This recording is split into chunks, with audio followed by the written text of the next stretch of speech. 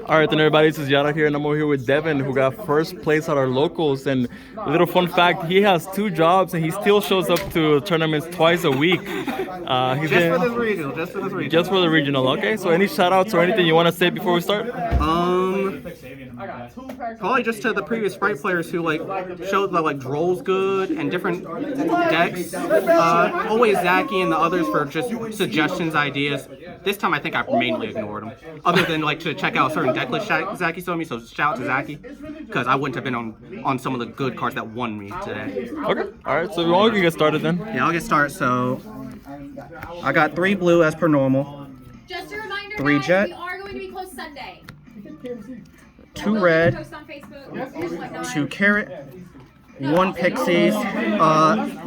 Since we don't have elf no more, I think just having multiple of these is good for a grind game, especially against Runic, against Labyrinth. Just having more bodies as well just makes it a bit more consistent, and these aren't bad ones to have. Pixies, honestly, could probably lead, but I like it for the grind game against Labyrinth, especially under like skill drain. Just giving this, or sometimes pushing through. It is kind of bad against Cash, but overall another body, more consistency, kind of a flex spot in terms of engine, the only engine flex spot we have here. So there's those ones.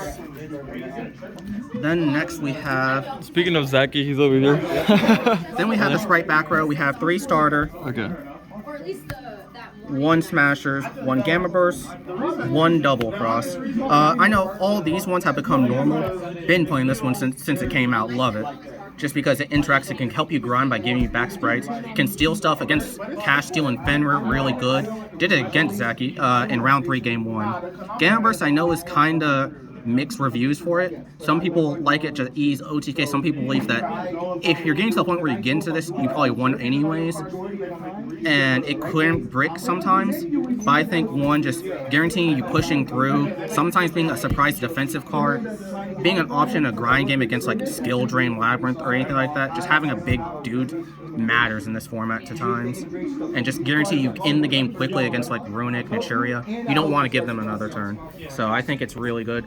Been playing it since day 1. And then we have our Nimble package, the same old, same old. I don't play a Swap Frog to try to boost consistency with it. Going second, I actually like opening this. Maybe not with the Beaver, but actually with the Beaver going second, really good because I play the Nightmares in the extra deck, so you can discard this and get 2 free Beavers. It's been coming up really well. Going first, opening these, not the best, but survivable. The deck is tries to be extremely consistent, but still amazing normal summon even without Elf, just as good. And then we have the best cards in the deck. Melffy Caddy, oh, Melffy yeah. King. I used to play like double Caddy and a Hop-Eared. After Elf Ban, I cut off a Caddy due to needing more non-engine. But Hop-Eared during the last 2 weeks has not come up once, so I did finally bite the bullet and say, okay, we can't play the Hop-Eared, we can't do the funny double synchro. But that's why we play Alpha, man. Alpha, you don't want to open this. You don't want to open Penny ever. Especially if you open a Nimble Beaver, you want as many bodies to get the combo. So you know what? We need another beast. We get Alpha. He's great. He's Fenrir, but at home. He's Fenrir, but he doesn't trigger off your opponent doing stuff. He just lands in 3k. Can target bounce, so like not too many cards have targeting protection. Lady Labyrinth, she does, but she don't have no attack gain boost. You can special multiple of these if you have multiple. I'm only playing the one in the main as a search. A niche going second card could possibly leave due to I'm only having 12 non-engine slots. So this is taking one of them, leaving me with 11, but I've only played it today, didn't come up yet, but I do think in theory it should be good against some of my worst matches being Runic and Labyrinth personally, and shouldn't be terrible against the others. It doesn't interact with the graveyard. If you, in a grind game and you have like a Caddy sitting on the board because it got like Dark Lord, have a Forest, have a Beaver, has happened, you could also bounce them as well as the Alpha, and bounce multiple things. It's also just good for the grind game as it's recurring. Goes back to hand, goes back to board. It's the unofficial Melffy in boss monster. And then we have the 1 miscellaneous monster, Soul Scissors. Oh my goodness. The way these combos have gone, the combo for Spright now goes is like, say you normal Beaver, you get Angler. If you have Sprites, you probably special them then to try to get to like Red or Carrot to stop Nibiru. And Gigantic, you're not trying to get Swap Frog anymore or like any Tri Brigade stuff since it's just Melffy, and you have a different way to get to Melffy. So You get Soul Scissors and you turn it into Spin. This allows you to summon it back from the graveyard if a monster gets popped and just pop something.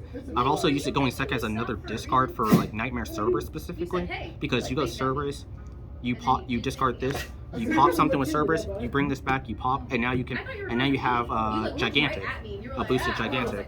It's been coming quite a lot, really good for combos. Also, an extra body for Mosquito OTKs, always really good, since it can happen after battle. And then we have our last piece of engine being 3 Prosperities. I'm no longer broke, people, I can afford Prosperities. Pretty solid card, just really necessary for consistency. Sometimes it's difficult to figure out what you need to banish, so you have to be careful with it. But it's good for really getting like extra hand traps and stuff, and just sometimes getting into a play. Sometimes it's the only way to get a play, because since opening Angler can be awkward going first, so this does help get you like a Spright. Just good consistency, always good. Also good for getting side deck. And then we have our non-engine. We have 3 Ash, 2 Bell, 2 Droll, 2 Book, and 2 Imperm. 3 Ash for obvious reasons, good in the branded matchup, good in pretty much any matchup, never really bad. I don't really feel like I want to cut this, especially if I go against branded at the regional. So 3 Ash feels almost mandatory, but I could see reasons to play less. 2 Bell, definitely probably the most confusing one to play, just because in theory it's not great against Cash. It only hits Birth. Birth effect is summon from hand or grave, which could come up, but not guaranteed. But to me, in most every other matchup, really good. I expect to see Dark World, and it stops the fusion spell since that can banish from graveyard for the effect. So it's good against Dark World, good against Labyrinth with the trap cards, their graveyard effects, I think. Yeah, the big welcome. Big welcome. Yeah. So good for that. Good against Runic for the field spell for Fountain. Decent against pretty much every other deck. Not great against Spright. Depends on the variant though. Some variants possibly could, like Twin Spright. But mainly for like Labyrinth, Runic, and Dark World, and of course branded. Don't really have other ways to stop Expulsion, so 2 of this is decent. 2 Droll. There's arguments about this card for fair reason, because it could be highly inconsistent at times, and you could even brick on it a bit if you play at 3.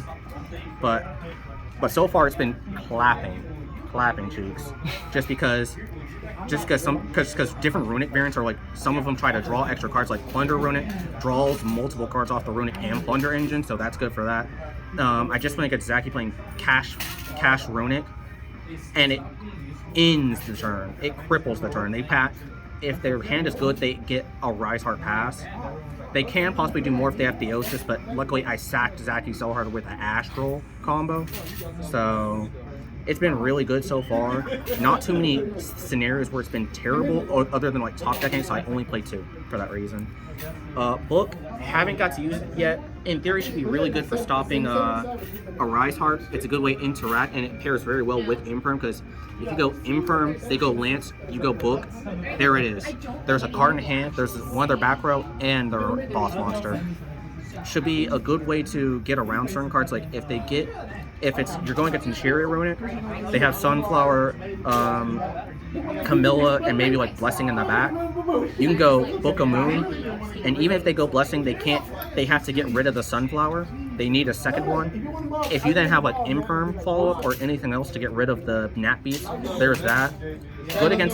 Good for the grind game against Labyrinth to just survive an attack by just booking the Lady Labyrinth if she doesn't have back row. Should in theory be really good against Spright, and even Spright with different Runic variants depending on if they need the EMZ. So like Spright Runic should get killed by this, because they go Hugin, I go Book. Should be face down, can't really special Sprites unless they use a normal summon, but because the way that Runic's built, they may not have that many level 2s in hand. So should be really good. And Imperm's just Imperm. It's kind of at 2 just because I have Book here to do the same job. I have Ash to help interrupt, and I have Alpha also for going second. Could go to 3. definitely could change that. For the extra deck, we have ourselves 3 gigantic. Most people play 2. I play 3 for the grind game purposes because Mannequin Cat's inconsistent depending because there's so many different decks. There's no guarantee what attributes you'll get because you need specifically pretty much dark and fire. Like, yeah, you could get earth, you could get water, but there's nothing really good to get off of those with Mannequin Cat. You could try to play Mannequin Cat targets, but most of the decks have ways to interrupt Mannequin Cat due to how much non-engine's in there. And Herald of Pure Light just does this. This does full combo. This gets big, helps with OTK. Does everything. So like one could get banished off Prospy, and like one could get used turn 1. This one could be for turn 2. I think 3 is kind of necessary just for the grind game, especially if you Prospy or get cashed, get hit by a cash banish. Next we have 2 Sprint for the remaining Spright cards. We just boosted up from 1 since last time. Since we don't have Elf, this is now inboard piece. And sometimes you just have a random angler beaver in the deck and you just have 2 bodies, one of them being 2, so you can just make sprint, pitch the angler, get a beaver, make gigantic. And the inboard piece synergizes super well with the best cards in the extra deck, the Melffy engine. The Melffy engine, yeah. So here's the heart and soul damage of this variant of the deck, because during the combo, after you do this and get 2 beavers, you'll go into Melffy the Forest, search Caddy, and then special in phase, and on your opponent's turn, you'll get Penny, and you can choose between either one of these 2. Herald Arclight, everyone knows that Herald does Omni Negate and Floodgate. Floodgate effect hasn't come up like it did in tier format. And this, just a bounce pops up here and there every once in a while. But it's just good to have for utility purposes off the Melffy engine if Arclight isn't looking like the right pick. Good for stopping certain normal summons. So like if they normal a Rise Heart after you've like cleared through everything else, you can just bounce it back. It can't summon itself again unless they normaled it without its effect. They summon it without effect. Then for the rest of the utility, we have Onibi Maru just for good removal, especially for like Shangri-Era and some other things that can't be destroyed. Does target though, so like not the best against Labyrinth. But I mean, they're probably deburying me into it out of existence anyways. Mosquito, perfect for OTKs. Some people play Kaijus just because play Gardala, the sticky web Kaiju. No, the butterfly one. Just because with 3 attacks plus the Mosquito putting the counter on, it's just 3 attacks to OTK instead of 4. Really good at making Zeus, really good at OTK, and just does multiple good going second rolls. And then we have Downerd for Zeus, and we have 2 Zeuses for just because he's broken this format, and you need 2 to avoid cash. If you go first and you have Prospy, you just banish the one. Personally, the reprint one, keep the original always. And then we have the Nightmares, pair very well with Soul Scissors and the Anglers. Good removal, sometimes really good to get in combo if you have those good discards there. But otherwise, just good utility, good for back row, good for front row, just good cards all around. And then we have finally our side deck. Yeah, we may have to speed through the last. Yeah. We have Alpha, just another one on the side for going second. 3 Lancia for going first, along with 3 Judgment and a Pointer. Really good, stops evenly, stops everything else. Then we have Evenly for going second, Cosmic for back row, and Volcanic Shot for no real reason. All right, then. Thank you so much, then, Devon. No problem. Congrats on getting first place. Appreciate it. Thank you very much.